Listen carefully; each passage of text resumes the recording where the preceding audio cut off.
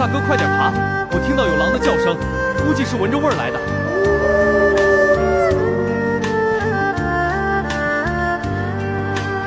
先把爬梯子收上来。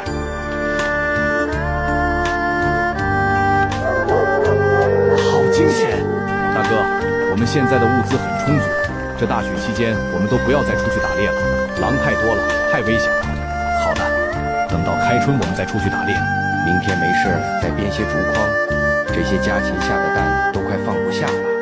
好的，明天我帮你一起编竹筐。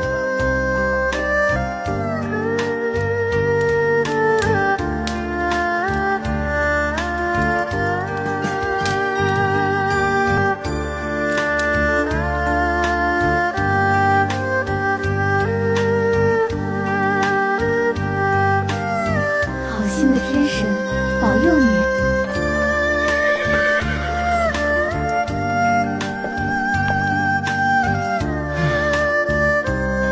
谢天神救命！থামরে, চুল পড়তে পড়তে টাক হয়ে যাচ্ছিস? তাহলে আজই ট্রাই কর মেথি ভেজানো জলের সাথে পেঁয়াজের রস 5 মিনিট চুলের গোড়ায় মাসাজ কর, দেখবি রকেটের গতিতে চুল গজাবে। কিরে, মাথার খুশকি নিয়ে নাজেহাল? দামি অ্যান্টি ড্যান্ড্রফ শ্যাম্পু বাদ দে রে, সামান্য নারকেল তেলের সাথে অর্ধেক লেবুর রস মিশিয়ে 5 মিনিট মাথায় ঘষ, দেখবি খুশকি উধাও। জট পাকানো চুল নিয়ে বিরক্ত? ফ্রেশ অ্যালোভেরার সাথে 2 চামচ টক দই মিশিয়ে চুলে লাগিয়ে 30 মিনিট রেখে ধুয়ে ফেল, তারপর দেখবি চুল একদম রেশমের মতো সিল্কি। ওই কিরে, তুই তো একদম সঠিক পেজটা খুঁজে পেয়েছিস, যেটা প্রতিদিন তো শরীরের সমস্যাগুলো সমাধান দিবে। তাই দেরি না করে এখনই ফলো দেখো। সাবধান, যাকে আপনি আবর্জনা ভেবে ফেলে দিচ্ছেন সেটা আসলে 60,000 টাকা কিলো দরের এক গুপ্তধন। হ্যাঁ, কমলার খোসার আসল সত্য জেনে আপনি অবাক হয়ে যাবেন। আমরা তো এটাকে এমনি আবর্জনায় ফেলে। আজ আমি আপনাকে এই কমলার খোসার এমন এক দারুণ উপকারিতা বলতে চলেছি, এটাকে ফেলে দেওয়া তো দূরের কথা, এটাকে যদি কেউ 2000 কিলো কিনতে রাজি হয় তাহলেও আপনি তাকে বিক্রি করবেন না। কমলার খোসাগুলোকে ছায়ায় শুকিয়ে তার পাউডার বানিয়ে নিন, আর এক ছোট চামচ মতো কমলার খোসার পাউডার, ঠিক ততটাই চালের আটা, ঠিক ততটাই মসুর ডালের পাউডার, আর এক ছোট চামচ মতো বসন, এগুলো সব একসাথে মিশিয়ে সামান্য অ্যালোভেরা জেল আর সামান্য গোলাপ জল মিশিয়ে এর একটি পেস্ট তৈরি করে নিন। 15 থেকে 20 মিনিটের জন্য এটি আপনার মুখে লাগিয়ে নিন এবং শুকানোর আগে সাধারণ জল দিয়ে আপনার মুখ ধুয়ে নিন। মুখে থাকা দাগ, ছোপ, মেচতার পাশাপাশি ব্রণ থেকে হওয়া দাগে এটি খুব চমৎকার ফল দেখায়। আর সব থেকে বড় কথা, আপনি প্রথমবার ব্যবহারেই চমকপ্রদ ফল দেখতে পাবেন।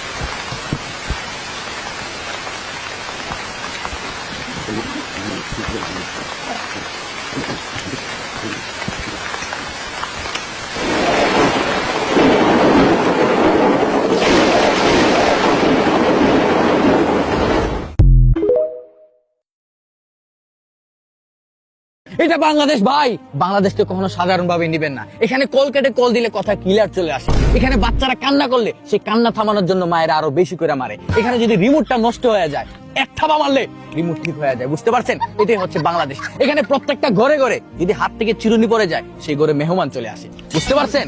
এখানে যদি কোনো ফলের বিচে আমরা খেয়ে ফেলি, পেটের মধ্যে গাছ উঠে যায়, আজ পর্যন্ত কিন্তু দেখি নাই। এখানে যদি কল্লায় কল্লায় বাড়ি খায়, শিং উঠে যায়, কিন্তু আজ পর্যন্ত দেখি নাই। আপনি কিছু বলবেন ভাই? সব থেকে ওদিন আমি একটা বৃদ্ধাশ্রমে গিয়েছিলাম, একটা বৃদ্ধাশ্রমে একটা মা লিখেছে দেয়ালে যে বাবা এবার ঈদে তোর বাড়িতে আমাকে একটু নিবি,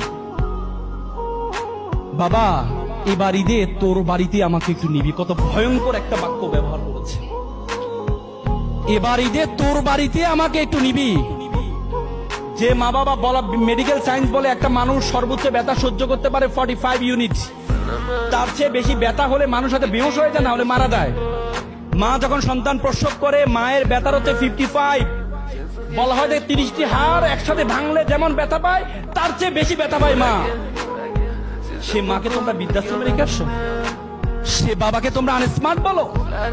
বাবা তোমার স্বাধীনতা খর্ব করছে। একটা বাবা একটা ছেলে ঘুরে উড়াচ্ছিল, একটা বাবা একটা ছেলে ঘুরে উড়াচ্ছিল।